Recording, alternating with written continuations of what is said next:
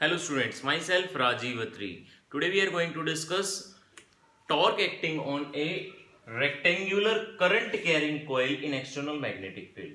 Students, ये जो topic है ये हमारे जो नेक्स्ट टॉपिक है मूविंग कोइल गैल्वेनोमीटर, उसका प्रिंसिपल आप कह सकते हो, प्रिंसिपल यहीं से स्टार्ट होगा।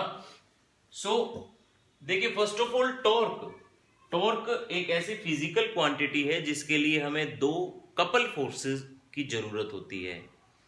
कोई भी बॉडी, कोई भी ऑब्जेक्ट अगर मेरे को एक एक्सिस पे विदाउट ट्रांसलेटरी मोशन रोटेट करवानी है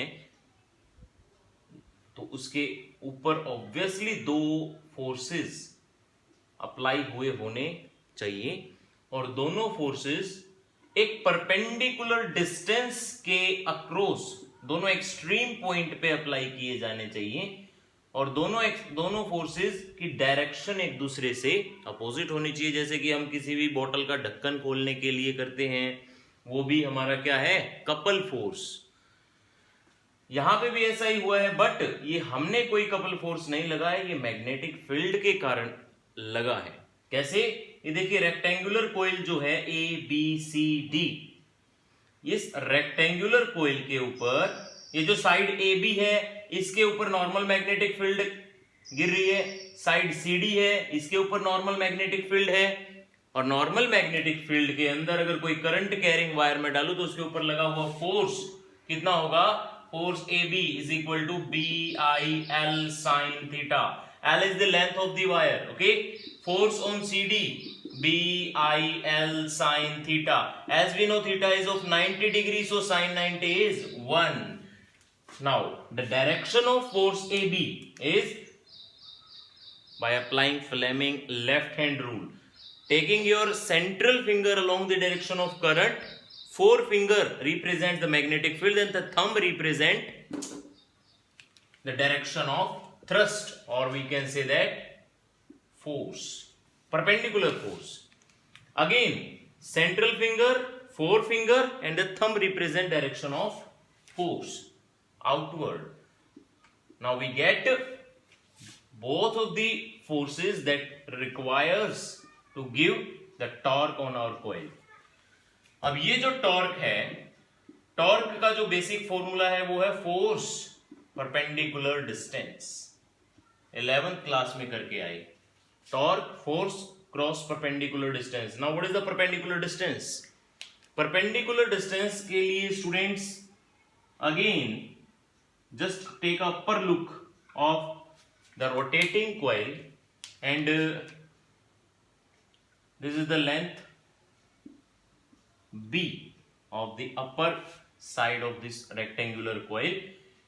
As you know, this extreme end feels the force along outside to the plane of that board and this side feels the force inside to the plane of the board. Hence, as a result, the coil rotates at an angle. Let us consider this is the angle theta. This is perpendicular, this is hypotenuse. So perpendicular is what? B sin theta, and this is the perpendicular distance between initial and final point. For the torque we have to take B sin theta as the perpendicular distance, and force is what? Will. Both force required to give the torque to our coil. Okay, now length into breadth gives the area of the coil and we get the final expression for the torque.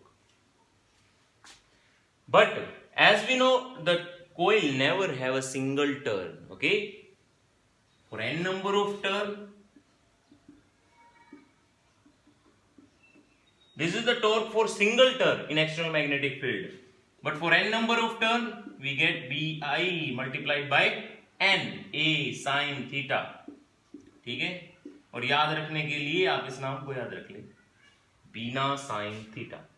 और students NCERT के अंदर question है जिसमें rectangular coil ना लेके आपको confuse करने के लिए सर्कुलर कोइल दे रखी है। So no matter the shape, what is the shape of that coil, torque experienced by a coil in external magnetic field same expression होगा, जो कि मैक्सिमम कब होता है? At theta is equal to 90 degree पे, मिनिमम कब होता है at theta is equal to 0 degree पे। ये जो मैक्सिमम मिनिमम के केस हैं, ये दोनों ही केसेस हमें मूविंग कोयल गैल्वेनोमीटर, जो एक बहुत ही इंपॉर्टेंट आने वाला हमारा डिवाइस है, उसके अंदर ये दोनों केसेस हमें स्टडी करने हैं। यही उसका एक स्पेशल प्रिंसिपल आप कह सकते हो कि 90 डिग्री या फिर radial magnetic field. Radial magnetic field आपको समझ में आएगा। नेक्स्ट वीडियो में हम मूविंग कोयल गैल्वेनोमीटर करेंगे। इस क्लास के अंदर इतना ही। Thank you for your precious time.